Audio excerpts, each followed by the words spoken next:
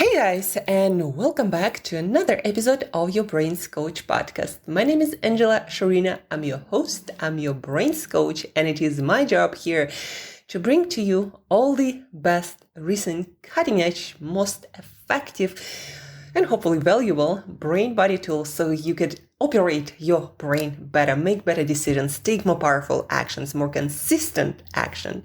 So you have the exact life experience or as close to that as possible. Today, as you guessed, folks, we are talking about difficult habits or simply new habits that require some effort. And by the way, it always feels the hardest at the beginning when you're just starting the habit, when you're wiring new habits. So today you're going to learn what I learned in my practice works the best for my clients. What is also the best practices in the industry, in coaching, in habit formation, in behavior change, what from research perspective and data is the best way to change human behavior, to change our habits is one of the things.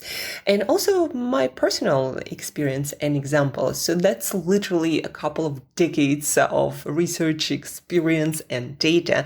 And if you use these tools, you'll find that building new habits, changing your behavior will become easier, not completely effortless. If that was the case and we found the silver bullet for changing human behavior, somebody would get really rich on that. But no, there is still friction, the friction that you can reduce. And speaking of friction, that's actually where I want to start. The most important step when you're trying to form a new habit is to reduce friction, to make the first reps as effortless, as easy as possible. So there is less barrier of entry for you to start than a lot of people create for themselves. Like a lot of people start exercise and they sign up for some fancy gym that is outside of their living area. That's going to take them an hour to get there and it's going to be inconvenient. And every time they're going to struggle to just get out there and to get to the gym, leave alone to do the actual workouts or, your own program or group class, whatever that might be. So make the thing easier. As easy as possible, especially at the beginning. Put the consistency, the repetitions first, and then add the intensity, and then add the difficulty. So your brain resists the behavior the less possible amount. I'm gonna sip some water, just came from the gym. Actually did my class that I do on Wednesdays, and on the way back, an Uber driver asked me, how do you stick with consistency? And I told him, well, now that I go to this class, I see the same people. And when I'm not there, people ask me, why weren't you there? And you have some sort of accountability. That brings me to the second most powerful point, or they kind of very similar. Accountability might be even more powerful. From research, it seems that social aspect, accountability to other people, not losing your face, so to speak, is the most or among the most powerful motivators for you to start things, to start hard habits and to stay consistent with them. So social aspect. So now when I go to a class, it's like, yeah, people will notice that I'm not there. And what am I going to say? I was just lazy to show up, right? And that becomes a tool, guard rail that helps me to get into those classes. Classes are not my least challenging activity. So very often you go there and you don't know what to expect. Some instructors are really driven into sports, almost like athletes, and they will push you to your limit. So I always go with a little bit of fear or anxiety. I'm like, is it going to be an easy one or is it going to be a hardcore one? But I always end up having fun because it's a social experience and I get to see people I know. So accountability, the second aspect. And that brings me to the next point. Accountability, treating it or using it as a kind of guardrail. Those things that you put in place for yourself, or maybe you have kids, or for maybe parents that you take care of, or for yourself. Guardrails, it's a device that you use in behavior change that allows you to stick with your behavior and not fall off the wagon or consistency streak. So, for example, if the only food that you buy and you put in the fridge is a healthy food, when you have cravings at night for some cookies or ice cream and every store is closed and you have nothing in your fridge, guess what? You're just gonna suck it up and go to bed. But in other case, if you had some ice cream, you would go for it. So these are guardrails. Or, for example, a lot of people struggle with technology, with not using their phone late at night, not doing the scrolling that is much harder to resist at night, because our cognitive capacity, our brain's capacity to resist, to inhibit, to stop behavior goes down at night. And so, at night people struggle with a lot of undesired suboptimal behaviors much more than in the middle of the day. Like, for example, watching Netflix. Usually people do not binge watch anything during the day. Well, not really, not as much as at night.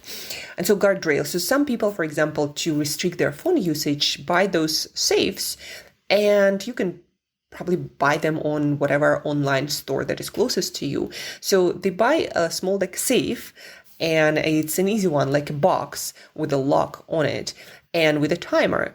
So you set the lock, and for a specific time, maybe for 8 hours, while you sleep, maybe for 2 hours, whatever makes sense, then you probably fall asleep and you don't need it anymore. But anyhow, and people put their phone there and they lock it for a specific time, and then it's not going to open until this time passes. So if it's 2 hours, the safe is designed that way that it opens after a period of time that you set. Now, of course, you can break it, but it's going to create a whole lot of mess. So that helps a lot of people to dose their phone usage, their social media usage, their sometimes cookie usage. So people would put cookies in those safes or whatever they tend to snack on at night, and they would put a timer for the next day. And that's a kind of guardrail. Speaking of rails, I often also tell my clients, and that's also me giving them the knowledge, the tools that I learned in my coaching certifications, some of that from also psychology books.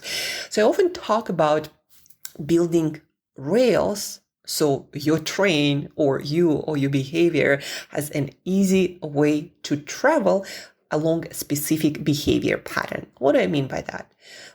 Again, back to the idea of putting only healthy foods in your fridge, or, for example, making only healthy food ready to eat, cooked in your fridge or on your counter. Or when we start with my clients, and we start taking new supplements, I advise them to put their supplements where they drink their water, make their coffee, whatever they do in the kitchen. So put it right there. And that is kind of building that trail, that road. So you travel along this behavior path much, much easier, because now you get to your coffee place where you usually get your coffee, and now you have your supplements and your water ready. So what do? You just do what's the next logical, easiest step to do. Just take those supplements. If you want to work out, some clients shared with me that they just go to bed in their workout clothing, and they wake up and are ready to go with their gym bag right by their bed. So before they even start thinking, they are going to the gym already. Or, for example, at the beginning, if you know that you're not going to be consistent with your workout and you need an accountability partner, or maybe someone who goes with you, even to just support you, maybe you pay that person for a period of time, or maybe you get a friend who will stick with this behavior. So that is also a sort of guardrail, creating this path that you cannot help but follow. Or, for example, if you go to some place for a holiday dinner, make sure that you build some structures to follow through with your desired behavior more often than not. What does it mean? Well, you can in advance talk to a host if that's possible and ask, okay, I'm trying to maintain certain habits, and can I bring something? Or can we make sure that some salads or fruit and veggies are available? Or maybe can I make the dish? Or can I bring my own like roasted chicken or turkey or meat, or roasted veggies with meat as part of the meal, so you have something to eat, and of course you share it with the rest of the guests. You might order it to make somewhere, and before going there, or maybe at the beginning of the event, you can say to the host, I'm on medication. That's actually an excuse strategy for my clients, and I'm not going to be drinking tonight. So if that's okay, don't offer me wine, etc. And people, of course, would be okay if you create a good excuse. The point is, when you put actions, when you create the environment in advance that allows only for certain behavior, those guardrails, that it is much more likely that you're gonna travel along those rails, like that, carriage that only can travel along the rails. The second thing, I want you to understand simply that it doesn't mean that you'll need those guardrails, or you'll need that accountability, or you'll need to only have certain foods in your house, or you'll need to take your own food all the time with you. No, those things are mostly needed for you to build the new behavior, to build the habit, to build the change until it becomes your second nature and you do it on autopilot. So just put in the reps, and then you won't need that support, those guardrails, that scaffolding. It's like, imagine a young tree, you put the seedling in the ground, and what you would see around you, then people would put supports, those like sticks around it, and they would tie it somewhere in the middle to help it to grow and not being blown away by the winds of life and not being destroyed. So you put this support, but once the tree grows up and grows stronger, you remove them, and the tree is totally fine on its own. So this is the same for coaching, or for accountability, or for things like putting your phone in the safe. It's not like you'll need it all the time, but those are the things that are often needed to get the behavior started and to make it consistent, to make it into a habit before you can start on your own. And it's the same actually with business coaching, with any sort of improvement, whether in your company or with yourself. Very often at the beginning, I hardly can think of any case that the person just does well without any support or coaching. Most of the people we admire, high performance, they do have support. They do have some accountability, some form of guardrails or scaffolding. And so the point is, create that with coaching, with accountability, with your environment, with design of certain devices like that, say for your phone or cookies. So use them at the beginning, form the habit, form the repetition until you feel strong that, yeah, I'm good with that. Now I can go without. And then run a test and see how you do without all of these devices. So commitment devices, guardrails, scaffolding, accountability, it's among the most efficient things, the most effective things you can do for creating the change that lasts. There is another research on future self, on how when we think about our future self and we feel more connected to our future self, and we build this sort of relationship, more intimate, closer relationship with our future self, and we think about what they're going to feel and experience if we don't do our best intentions or our best behaviors, or if we don't form better habits for our health or our business.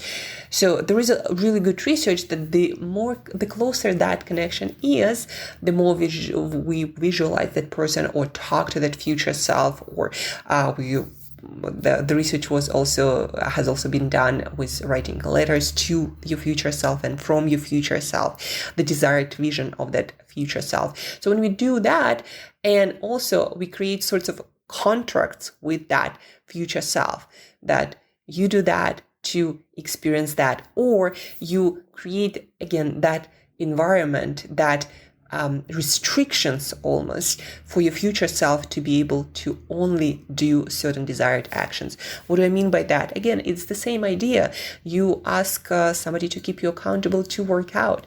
You ask someone to keep you accountable with your lead generation or your cold calls. You ask someone to keep you accountable to have certain hard conversations. So the same idea, you create some sort of support in the future. So when the challenge comes, and your future self will undoubtedly have hard moments with sticking with new behaviors or new challenges. So there is something placed in the environment, whether that's a device, a person, a coach, your friend, your family member. So there is something for your future self to have no option but to do the best behavior. It's kind of like, why I love having accountability calls for my business as well, is because then you see, that is on my schedule. So I need to do this work, even though I don't want to do this work necessarily every time I need to do that.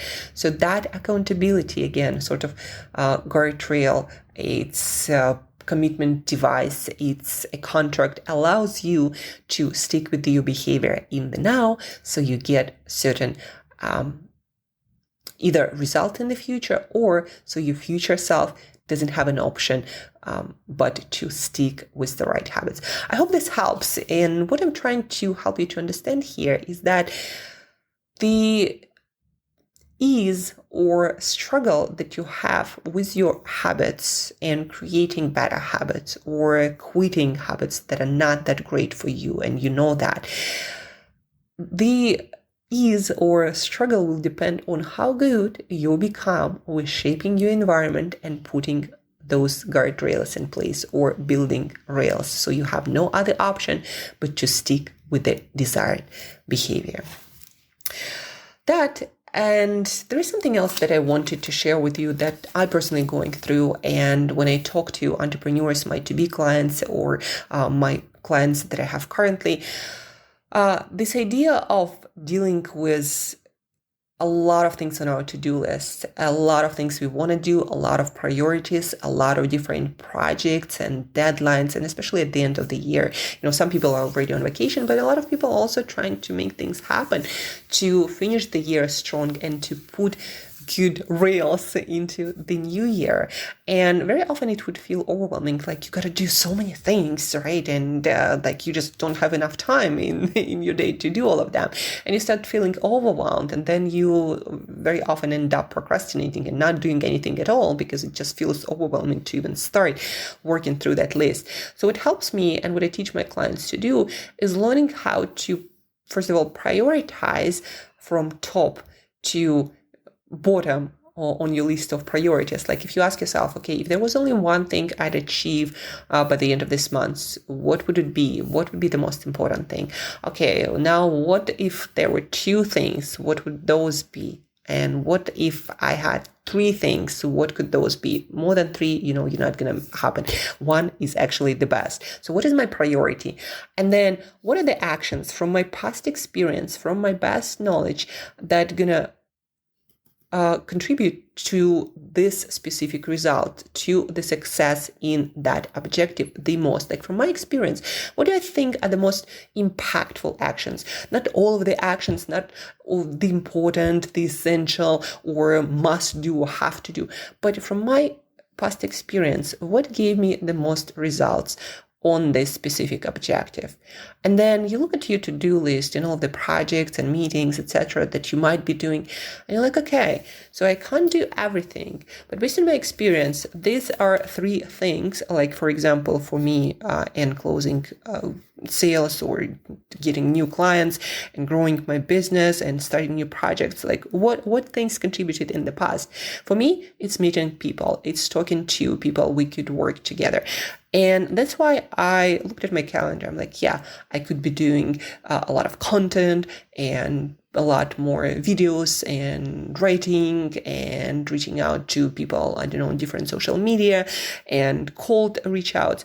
I'm like, no, from my experience, talking to people, connecting with people I already know, who were interested in collaborating, in coaching together, or just were interested in what I do. So from my experience, that always brought me the most amount of work and projects and results, tangible results in the present. So let me focus on that. Who are the people who I delayed meeting with, or I delayed having lunches and coffees with. And from my experience, that gives me the most return on investment of my time. So let me focus there and maybe do less of social media, maybe do less of cold reach outs, and instead focus on warm connections and strengthening my network. So it's just an example from work, but you can look at any project, whether that's fitness or personal or health or work. Like, what is my priority for this month? If I make this happen, everything else would feel better or would become easier or it would become irrelevant. So what is one thing? And what are the 3 to 5 actions that contribute the most? The less, the better. And just really do good work on those items. And forget about the rest. We cannot do everything. That's just impossible. So focus on the most impactful actions. And that's what also people notice works the best for success, like the Pareto principle, the 80-20 principle, the law of uneven distribution of returns. All of that comes back to the same idea. Choose the most effective actions, the actions that give you the most return on investment, and almost force yourself to forget about everything else. And the second piece of that overwhelm, there are also a lot of things that might be happening in your life, in your work, in your business that are out of your control. Like, you want to work with these people, but they're already on vacation, right? So you can only get in touch with them, for example, New Year. So then focus on what you can control. The people who you can talk to now or start some sort of collaboration right now, who's still in the work mode, or preparing for the next year, thinking about the content, thinking about studying the studies that you're going to do, and starting taking some action now. So whatever it is that you can control now, then focus there. And I learned it from Navy SEALs. I learned it from neuroscientists who interviewed Olympic athletes and all kinds of high performance in different arenas. And they all say the same thing. Pursuit of goals, of excellence, of mastery, it's hard and unpredictable. And there are many, many factors that are outside of your control that can feel overwhelming and can cause anxiety and can cause you to delay action. But guess what? The only leverage you can deliver is the actions that you take. So focus on those. Focus on what you can control and almost put blinders, like, they use for horses at the side of their head. Use those blinders to, yes, almost blind yourself to all the things you cannot control that are not possible. And then only focus on one step at a time, on things that are inside of your control. Do your breath work to reduce physical anxiety, physiological sigh, long exhale, right? And then take one step at a time, like it was the only step you could see and could think of. We're climbing mountains every Friday, and when the top of the mountain is in the clouds, it's actually easier to climb it because the only thing you can see is the step ahead of you. And also, I see a lot less people complaining about climbing the whole mountain, and a lot less people turning back when you don't see the whole way, because it can be overwhelming. It can feel overwhelming. But when you focus only on the next step ahead and on taking that one action, overwhelm disappears, anxiety goes down or disappears completely, and you just completely immersed in the now, in the present, putting in the work, putting in the effort, having the chance to develop mastery and get success, whatever that success means to you. Now, that's it for today, folks. On Friday, we finally gonna have our next guest episode.